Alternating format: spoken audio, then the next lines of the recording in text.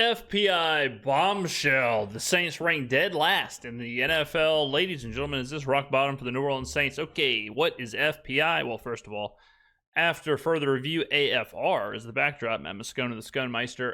FPI is the Football Power Index. It is a analytical tool created by ESPN. It's basically, they basically take EPA, offense and defense. They run like 10,000 simulations, and that helps them kind of tell you the power ranking of teams going into the NFL season. Now, the problem with that is that if you do not, I mean, obviously, when you're predicting out algorithmically anything, if you don't have the correct data points, then it can throw things off dramatically, all right? It is very difficult to create data points for the unknown. For example, rookie quarterbacks. You have no clue how a rookie quarterback will perform. Or players like Sam Darnold last year, or players like Baker Mayfield his first year in Tampa Bay, where your metrics and your data points are skewed dramatically because you don't don't have them for rookies, or the data points you do have, like for Sam Darnold and Baker Mayfield, are bad. But in Sam Darnold's situation, the data points are irrelevant because he's not playing with Kevin O'Connell. He's not playing with Justin Jefferson, right? So it can get a little wonky, all right? And the 2025 FPI came out May 31st, I think, maybe May 30th. And the Saints are rock bottom. So this is the 2025 FPI. It's easier, and you'll notice this. I have 2024 pulled up and 2023 pulled up, just to kind of show you how it works. It is way easier to predict the top. Why? Because you have data points. Like you have a ton of data on the Eagles, the Chiefs, the Ravens, the Lions, the Bills, and because they were good last year, there's not going to be that much turnover. So the data points are pretty consistent and pretty true. If you look at the teams at the bottom, Saints, Titans, Browns, Jets, Panthers, Giants, Falcons. What's interesting is the Falcons and the Panthers, but these are the teams with virtually zero data points. Titans, nothing on Cam Ward. Browns, who the hell's the quarterback? Doesn't matter. Nothing on them. Jets, you have Justin Field data points. Saints, Tyler Shucker, Spencer Rattler. You know, and then like if you look at Rattler last year, all of his metrics are going to be horrible. Okay? Falcons with Penix. Like it's obvious how this works. Let's look at 2024 real quick. 2024. This is preseason last year, May 29th, almost the exact same time. Panthers 32, Patriots 31, Broncos 30, Giants 29, Commanders 28, Vikings 25. Why? Why do you think they're so low? Sam Darnold data points, Jaden Daniels unknown data points, Bo Nix unknown data points. On the flip side, 49ers, number one. They have all the injuries. They fall apart. 2023 data points. Who is rock bottom? The Houston Texans. Why? CJ Stroud. They don't have the data. Okay? So it's obvious how this works. So the top half is usually pretty good as far as FPI. The bottom, especially rookie quarterbacks, I would kind of put an asterisk by. Seth Walder has updated the NFL FPI rankings for 2025. Got the Eagles number one. Makes sense. Defending champs, yeah. Chiefs number two. Team they beat. Makes sense. Yep. Ravens number three. They were pretty good. Lions. Yeah. Bills. Yeah, Josh Allen. Let's go. Now, again, like this kind of reminds me of how they used to do strength of schedule, where you're taking all the data from the previous season, and a lot of the times that's not adding in, well, all the time, it's not adding in the context of like for the Lions. So you're taking all that data from last year, but how do you factor in no Ben Johnson, right? How does that skew the offensive numbers? You know, how does it change? So like the Colts, for example, like the Colts. So let's say Daniel Jones starts at quarterback for the Colts. So you've got all the Colts numbers from last year, but now you have a brand new quarterback. So you're using the data points from last year, but how does that correlate to this year? Commanders, completely different Bengals, setting. a couple of former LSU quarterbacks. Yeah. Packers, Yeah, them too. Chargers, Rams, Niners, Broncos, Texans, Bucks, Vikings. That's your top 15. Bears, 16. It's half the league. Steelers, Cowboys. Steelers are a great example. So Steelers, if you're using EPA and all of that with the Steelers, so where are they at? They are 17. The Vikings are 15. So like those are two teams that would dramatically swing depending on who the hell is the quarterback for the Steelers and how good is J.J. McCarthy, right? Dolphins, Cardinals, Seahawks, Jaguars, Colts, Raiders, 24. Pats, 25. Falcons, 26. Giants, 27. Panthers, 28. Running on the spots. Jets, Browns, 31. Titans. Oh, no. FPI 2025 updated rankings have your new. The teams that should be concerned are the teams that are ranked low with known variables. So like the Panthers. The Panthers are returning a lot of players. So their number is relatively true. The Falcons are returning a lot of players. Yes, Michael Penix is getting a full season or whatever, but there's not a lot of unknown, right? Jets, Browns, Titans, Saints, tons of unknown. We look at the previous years, let's see, like the Giants, for example. The Giants at 29, they're returning a lot of the same. And so they were predictably bad. The Titans were returning a lot of the same and were bad, right? So if you are a team that doesn't have a lot of stuff changing and you're ranked low, that's not good. Now, relative, you also have to do it this way. Like the Panthers went from 32 to 28. So is that they gained 2.7 points in FPI, which is, all right. That's not nothing, right? So it's all relative. But again, like you can kind of see how this thing plays out, right? Like you can kind of see it's not really like the Cowboys. The Cowboys should be concerned at being 18. They were 6th last year, and now they dropped all the way from plus 3.5 to minus. There's almost 4 points while returning a lot of the same players. So that's concerning if you're the Cowboys. New Orleans Saints. Dead last. Dead last.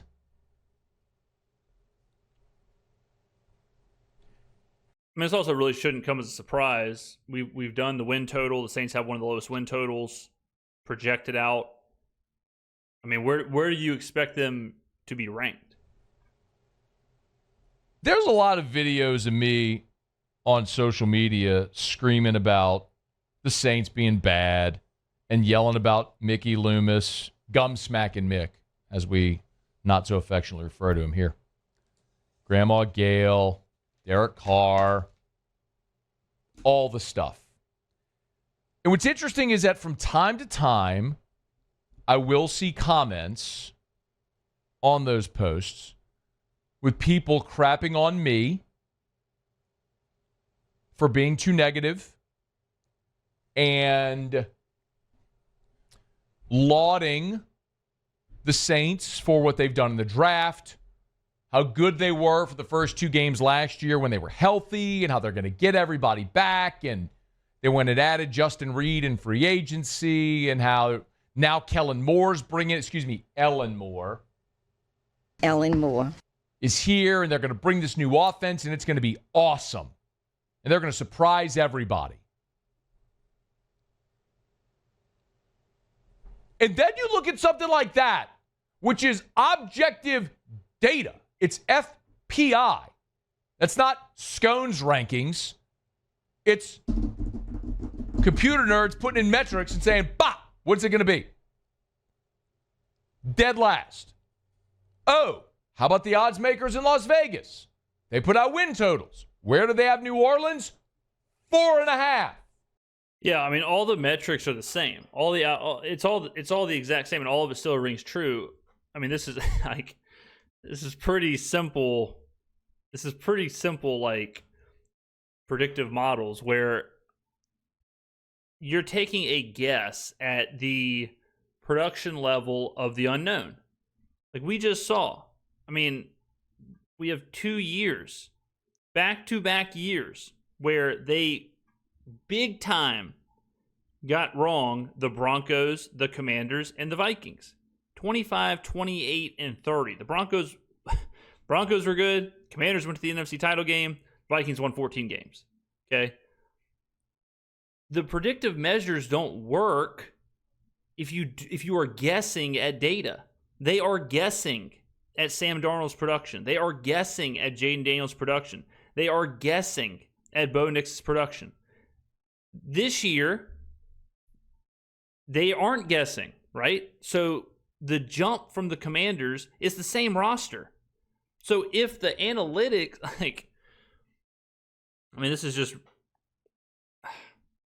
this is the same roster. So what's the difference? What's the difference in the computer, the model, ranking the Commanders 28 and 6, going from minus 3.5 to plus 2.7? It's a huge swing.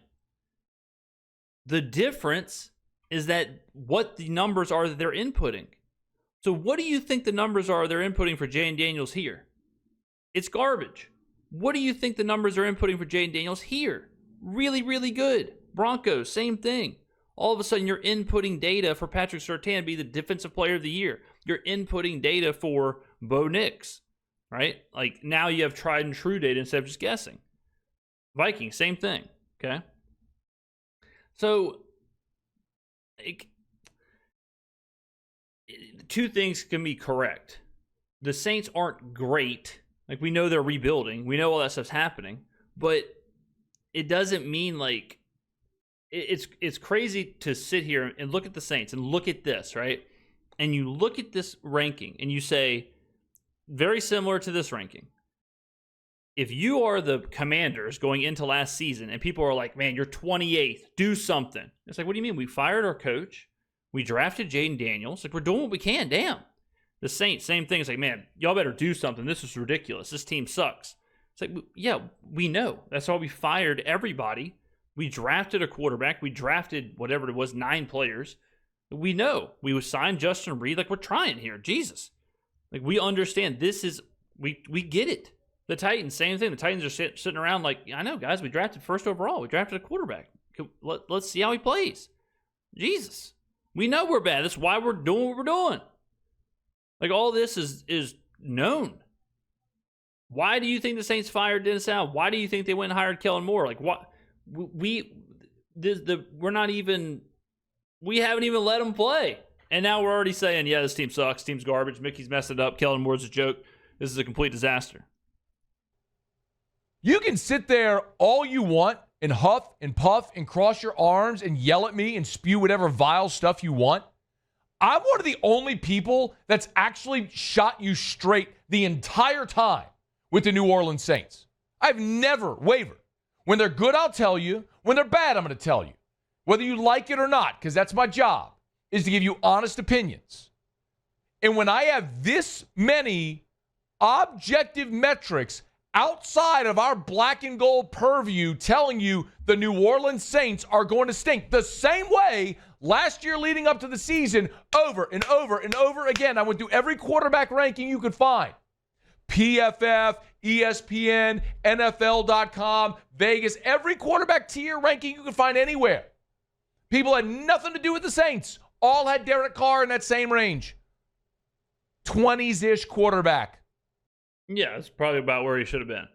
I think we ended up with him like 17 or maybe even like 21 when we did our quarterback ranking last year. Somewhere in there. In the NFL. Try to tell you over and over and over again, I got hate. What's it now? You can go into this season with optimism if you want to. The whole, like, two things can be true. Like, you can believe that the Saints aren't great and below average or even downright bad, but you can still accept that they're obviously attempting to fix things. They're obviously attempting to fix. They're obviously attempting to fix the quarterback position. They're obviously attempting to fix the coaching. They're like, all that stuff is happening. Like, this is not, no one is really sitting here saying that the Saints are like, nope, no doubt about it, they're definitely a playoff team. You can root for that and you can be optimistic and sure, but we all understand that this, like, bottom 12, the Jags, Colts, Raiders, Patriots, Falcons, like, all that, it's just kind of a hodgepodge thing. And whether you finish as the 25th team or the 31st team, like, it all depends on where you're going. It all depends on, okay, is there something there? Are you building something? Are young players getting better? Do you have young players developing? Did you fire your coach? Who is your coach? Like, all those questions start coming into focus. Like, there's trend lines you have to pay attention to. It's not as easy as blank team good, blank team bad. Some teams are good and ascending. Some teams are good and descending. Some teams are bad and ascending. Some teams are bad and descending. There's so many intricacies you have to pay attention to. Are you there's a difference, just like I said, in the Falcons being 26th and the Saints being 32nd. If you're the Falcons and you are so you're 15th last year and you drop 11 spots, almost 3 points of FPI. If you're a Falcons fan, you got to be going, uh-oh. Uh-oh. Why? Like, why are we dropping so far? What is going on? So I would consider the Falcons a bad team descending. All right. Now, question is, you have to go into only Seth Walder, I guess, would know, but did they overvalue Kirk Cousins? Is that what this is? This is overvaluing his data points to now you remove those overinflated data points and it drops down to here? Should they have been here last year? Should Kirk Cousins' data not have been that high because he was coming off an injury? Which, again, how do you factor that in? How does EPA, how do these metrics quantify Kirk Cousins coming off of an Achilles injury? Or do you just blanketly use numbers and just remove the injury? I don't know. Right? Same with, like, the Bengals.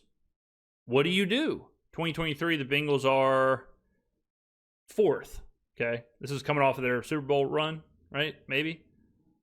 So then you drop. No, that would have been a couple years before that. So the Bengals, like, all right, how do you quantify in 2024 Joe Burrow's injury? He's coming off a wrist injury coming into last year. Same thing now. It's like, okay, how do you quantify all the injuries? How do you quantify Trey Hendrickson maybe not playing? How do you quantify the defensive problems? How do you quantify defensive coordinator change? How do you shift all that around? Right? There's a lot of that.